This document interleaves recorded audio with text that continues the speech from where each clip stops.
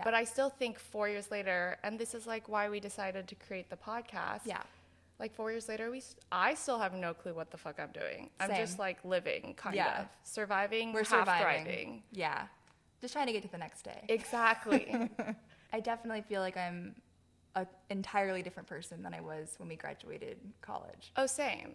So welcome to our first episode of our first podcast in our first season. Which is really exciting. Very, it's very called excited about. 4 years later. We're both kind of nervous. Very, very nervous, even though it's just us and like our two friends here with us, so it shouldn't be. Not two friends. Friend and boyfriend. Emily's boyfriend. Go Barry. Go Andy. And actually, like Andy was the reason why we kind of started this. Andy's the whole reason why we're all here. Andy with an I. Andy with an I. Yes. I'm gonna stop saying that. There's only one Andy in my life. Exactly. Yeah, Andy with an I. See, I keep doing that. Yeah, she's the reason why we started this, because she was like, this would be really fun just to have like a kind of like a diary of both of our lives. Mm-hmm. A little girl chat for like what's going on post college, but like not exactly right after. Like it's been, like we said, it's been 4 years, so there's just been a lot that's changed, and I think it's been fun now that we're reconnected and to talk about like what the hell has been going on the last 4 years. Like what's been happening from the day of graduation to now. Yeah. And so I think we wanted to sort of take this time to talk a lot about the firsts that we've had since graduating. Yes, and I just want to say, like, I think this podcast is really about highlighting that even at 26, when we think 4 years later after we graduate, I thought I would have my life together, or at least kind of like a track. Yeah.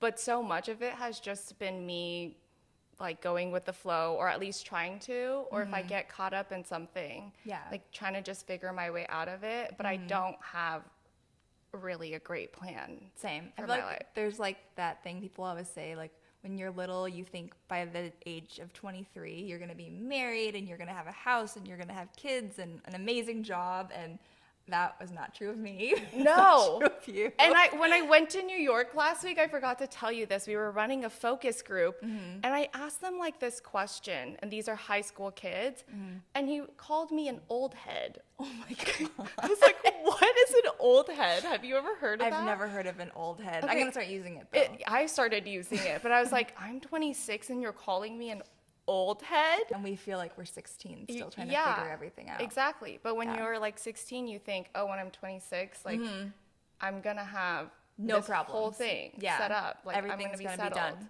Yeah. So anyways, the first, I think it would be cool to start with like the first job out of college. Yeah, definitely. As a huge marker. I feel like there's a lot of pressure with your first job. Like especially we both went to UCLA. Yeah. And so hearing about where everyone was getting offers from, like straight out the door, was very, very intimidating. But I also think when I was in school, and I don't know if this is true for you, like we didn't have that many options. Like we weren't really exposed to anything outside of everybody wanting to be a doctor or going into consulting. Yeah. And so I tried to figure it out and couldn't. And so automatically I was like, okay, I'm going to go into finance then, because that's the easiest, most available track. And you were a business major. I was an econ major. Oh, okay. So I don't know. It didn't really click right with me, but I also didn't have an option really. And everybody was like, oh, I got a job offer at one of the top 3 consulting companies or whatever it is. And so I decided, might as well just try to fit into the mold of something that's reliable, stable, makes good money. financially secure. Yeah. So I moved to New York and How I was worked that? for a bank. Anyone that you talk to now is like, I cannot imagine that you did that. Like, that is so not who you are. Yeah. And I always ask them, like, why didn't anybody tell me this? Since we've rekindled our friendship, Yeah. and I've I've been hanging out with like one of my friends, Janice, and and I give them your backstory. I'm like, I know she seems like super bubbly and like exciting and fun. I'm like, but just know she's also like super smart. And she had like these crazy like finance jobs and like investment banking and stuff. Because it is like, I think if I didn't say that, they might not have known. I'm glad that they think I'm an airhead, honestly. There's so much pressure when I tell people I'm in finance. They're like, what should I invest in? I'm like, there are multiple like types of finance. Mm-hmm. And what I did was not related to like an individual way of investing. It was like helping a giant company invest. Right. And that's totally different. And super hard. But I had imposter syndrome. Like, I feel that, yeah. I think it's also hard because I was never a very technical person. I always loved the creative side, and that's what I did for my internships. Right. But then going into this, I worked really hard, and I like stayed up late all the time. I tried to learn on the weekends, and that was causing me to have like this terrible work-life balance, but also what made me realize like finance isn't really for me. Now when I see people, they don't think they don't know that I'm in finance or was in finance. And so things are more casual now because they're not like, oh, she's so serious. Interesting. So that's what you kind of thought people perceived you as, like a very serious, like finance girly. Like Yes. And also I never really had anything to say about my job because I didn't fully understand it. And I'm not someone who really likes to talk about my job all the time, especially if I'm not interested in it. Totally get it. So it just wasn't a good fit, you know? Yeah, that makes sense. I feel like I had a similar like realization too, like after my first job, because I majored in math. And after Emily actually is really smart. Like she's really smart. No one knows my final GPA, so we're gonna keep that under wraps. But I did major in math for like the whole 4 years. I never changed my major. And so after 4 years of doing that, I was like completely burnt out. I didn't really want to continue doing analytical things every single day. I was really tired of it. Also, I did Kumon like from grade 4 to junior year school. So I was like really just done with math after college. And I thought I wanted to do something more fun and like something that was closer to my personality. And so I was like, well, let's just take a break. So I was an intern at Disney and I was like kind of involved with like community management. So like on the social media side of Disney and like just sort of moderating channels and conversations and things like that, which is fun, but I could feel myself like getting a little bored and like missing the analytical side of myself. And when you're doing math every single day, like it just becomes so normal that like when it was gone, I didn't realize the impact that it had to like continue the upkeep of my like problem solving skill set. So then after that internship, I was like, okay, I'm done with this. This was fun. I loved working at Disney. But I really wanted something that was more like data focused. So went back and like took a few classes and like luckily the math degree like really helped like kind of pivot a little bit, even though I had already had this job that was like not really related. And my first actual job that was an internship right out of college was for a startup for a wine company. So I drank a lot of wine for that like year. Maybe that's why your tolerance is better than mine. Maybe. But I also just, anyone can beat my tolerance. Yeah, that's true. We should do like a truth or a drink episode at some I would point. be blacked out. Yeah. Like after the first one that I skipped. Or like maybe you only have to tell the truth then. That sucks because you know that I'm gonna black out. So I would rather choose the truth thingy. That's true. And then I would just keep revealing secrets. Well, if you guys want to hear more of Janice's deepest, darkest secrets, just get me really drunk. Yeah, or just leave some truth or drink questions. Oh, yeah. Because I'll obviously pick truth. Yeah. Because I can't handle alcohol. We'll find out. Okay. But sorry, you worked at this wine startup. Oh yeah, so I worked at this wine startup, and it was like closer to what I like eventually wanted to do. It was like an operational analyst, so I was still like involved with data, but it was a startup, so I was like all over the place doing a bunch of different types of jobs. But it definitely wasn't like a creative job by any means. So I felt like I was getting closer to something that that I wanted to do like on an everyday basis for work. Do you think that when you were trying different jobs within the same company, it helped you kind of realize where you wanted to pivot? That's, I think yes, in a way, because it showed me that I didn't like any of those other jobs. So, and that's really good learning too, deciding not just what you want, but like what you don't like at all. And I definitely learned in my like first full-time, like fully employed job at this startup that I didn't like any of the jobs that was offered to me. I actually think that that's how most people learn. Like, I don't know the statistics and I don't want to be saying up facts out there, but like for me, that's also how I learned, just what you don't like to do. Yeah.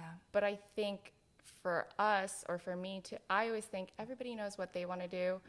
I don't know what I want to do. I just don't know what I don't. I just know what I don't like. Right. And which is valuable. it is, but it's hard because it doesn't help you plan your next step. You're just like, I know I want to quit, or I know I don't want this, but It where do narrows I down, want to go? but it doesn't like, pinpoint. Exactly. That's true. That's really true. How were you able to sort of come to a realization that like, okay, I don't want this, but this job that you now have that you love, how did you like decide that? So I think it was when I was in school, I was interning at all these media companies, and I started to realize that one thing I really liked was talking to people, pitching ideas, being more creative in terms of, like, you could be creative anywhere and everybody uses it. Like, my dad always says every job is creative. Like, the janitor can be creative on how he cleans, he or she, or they, how the janitor cleans toilets, right? And then suddenly, I don't know, like a toilet scrub is invented, scrubber. Right. But I think it was I needed something more artistic. Right. And so I only had a finance background. And so I was trying to look for creative companies where they needed something more technical so that I could kind of apply my experiences to the role. And then have my foot in the door to pivot. Yeah. And I really knew that I wanted to be very honest about myself when I was interviewing, because in previous jobs, I always convinced people in finance and myself. I was like, this is the one I want. It's really interesting. I can hype up myself and anyone about like a job as long as I change the perspective of it. But after a few months, even just after a few weeks, you realize it's not your fit. Right. But I felt stuck in it. And so in this job, when I was interviewing, I was very upfront. I was like, listen, this sounds like an interesting opportunity, but I would love to explore my other strengths because I know what my strengths are. Right. And it took me a long time to learn what my strengths are. But I said, I want to learn my strengths and find out what the best fit for me is. And it ended up being like 2 companies, Adidas and TikTok. And I think at TikTok, I felt myself really trying to convince him and convince myself that this was the right role. When you kind of knew deep down. It was Adidas, because my manager is so supportive. She's like, I want to know what your strengths are too. Yeah. And whatever it is, after 6 months, we can assess and pivot you. And I've never had that kind of manager before. Yeah. And so I think that kind of support was what made me realize, okay, this is where I'm going to take the leap. Yeah. Yeah. But it's really hard because you're surrounded by this idea that your job and your career should be your passion. Right. Right? But I don't know what my passion is. Yeah. So it feels like I'm trying to just figure out step by step, trial and error kind of thing. And I know you kind of had a similar experience. Yeah. I was just going to say, like, that's a really good first step if you're like still in the deciding phase of like, I know what I don't like, but I don't know what I like. Let's put myself and immerse myself in like a media company or like in something that's a little more creative so that you have potentially the right teachers and mentors all around you, like in different departments. And I feel like I did do something very similar. You did. Even though I like love the technical skill set that I have and like I wanted to utilize that, I also didn't want to stray completely away from something that was creative and fun, because all of my extracurriculars in college were creative and fun, and I liked doing those things a lot. So I think working at Disney, I did love the idea of like being surrounded by so much I don't know, magic, for lack of a better term. Where it was Mouse visits her in the office. Yes. Oh, he did. I have a picture with Wait, Mickey. actually, that was a joke. No, in my interview, I had a picture with Mickey. I have a picture with Mickey with my, in my, suit and my, jacket and everything. Wait, what suit? Like a suit, for not an like a Mickey interview. Mouse suit. No, not a Mickey Mouse suit. Like you're good like at my that. business, interview suit, and, we took a picture together for my interview. I know. That's so cute. And for my internship, I got to do, on the Disney Channel, you, wave the little wand and everything. I got to do that, too. The Mickey thing. I don't know what the jingle in my head is the McDonald jingle. But it's like, da da da da, I'm loving it. That's not the jingle. No, it's not. But it's like, it's like, you're watching Disney Channel. Yeah. Yeah, that's what I got to do. So I have a picture, too. But anyways. How did you get into Disney? I got into Disney because the interview that I had with the picture with Mickey, I didn't get the job. And so after I had that interview, I stayed in touch with that recruiter, that team, and any opportunity that came up, she was like, I will move mountains to make sure that you get to work here, which she was incredible. So making those connections is so vital. But anyways, I was able to secure a different job through that recruiter, and she kind of pushed my resume to the right person. That's what I think too. Knowing people is how you learn, but also how you get opportunities in life. Being surrounded by people in the office, you get to learn what they do and see if that's something that resonates with you. Yeah. But then also meeting people, there's no shame in asking people for opportunities, as long as it's something that you feel like you put in the work for. Yeah. But I used to be oh, I am only going to rely on myself to get a job. Oh. And you learn. I think that's stupid now. Yeah. Because you learn it's that doesn't work. Yeah, if people are willing to help, I will accept it. Yeah. And then I'll pay it forward. Exactly. So when someone else is looking for, that's what I try to do too. Because I got my now job at Hulu from a connection too, literally just pass my resume to the hiring manager type of situation. And now I try so hard to respond to every LinkedIn message that I get, and I'll forward you to our recruiter, and it's a super vicious world out there, trying to find a job. Yeah. It's super hard. And I think we both kind of know how it feels like to be in a job where you don't really like it, but feel like you're stuck there. Yeah, and trying to help someone out to get to the right place. Exactly. Give somebody a little bit of hope, Yeah. And now you are happier. And when I was getting ready in your bathroom, you were being a boss, manager, leader. You're this is the new survey, and answering a bunch of questions. It did feel kind of powerful because that was the first meeting I was in without my boss. I was in the bathroom smiling, cheering you on silently. I was oh, go, Emily. Yeah, it was exciting. It was cool because that meeting was a lot of overseas stakeholder people, so that was kind of fun. Oh, those were the people? Yeah, they were all from Asia. Yeah, it was so cool. That's so important. It seemed important. Yeah. And now you have a little business on the side too. Yes. Oh my gosh. Yeah, we could totally talk about, I guess, your first side hustle. First side hustle? Do you have a first side hustle? I don't have a first side. I have this is gonna sound so, I don't know. I understand the importance of hobbies now. Yeah. And I think my first discovery that skiing was my hobby was really important. I think I used to kind of separate hobbies and just what I like to do for fun. But this whole idea of passion again is it can be your hobby. Yeah. And maybe it can turn into something else later on. But for now, it's just for fun. Kind of this podcast is just us hanging out. Right.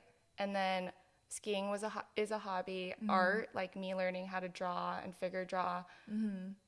Maybe it can turn into something, maybe it can't. Yeah. But using that means that my job doesn't have to be everything, and it kind of takes the pressure away. And I think that's what a side hustle is, right? Yeah. Except I don't get paid.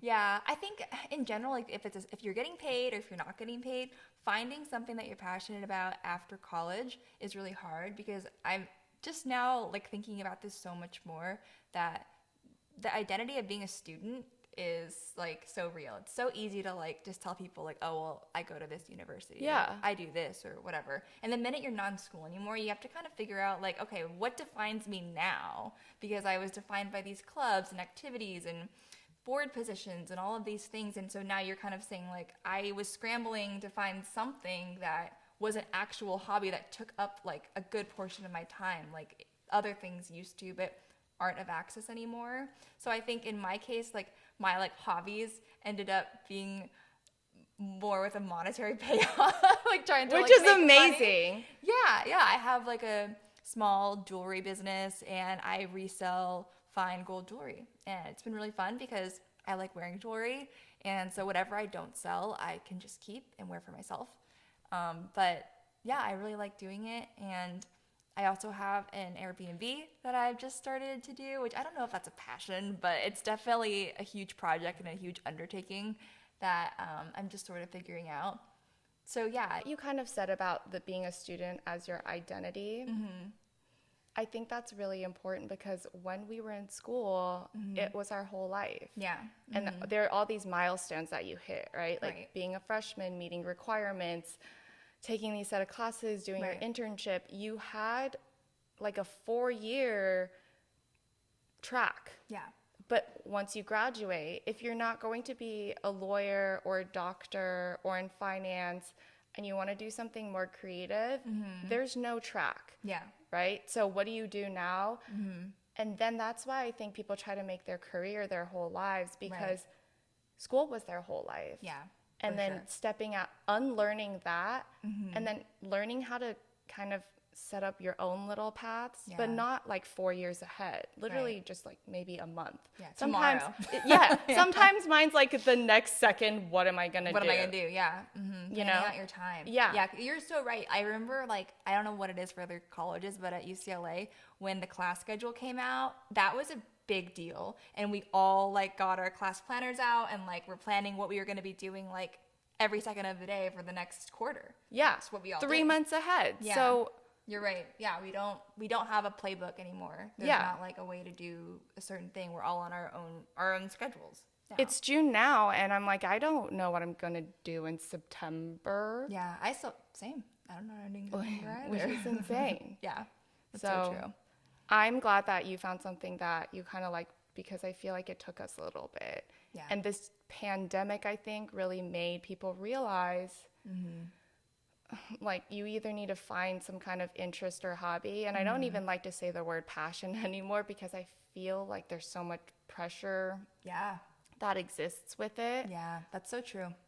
I definitely feel a lot of pressure, and I think we're both very hard on ourselves for like trying to pursue our passions too. Yeah. Which is like a whole other thing in itself, but I completely agree.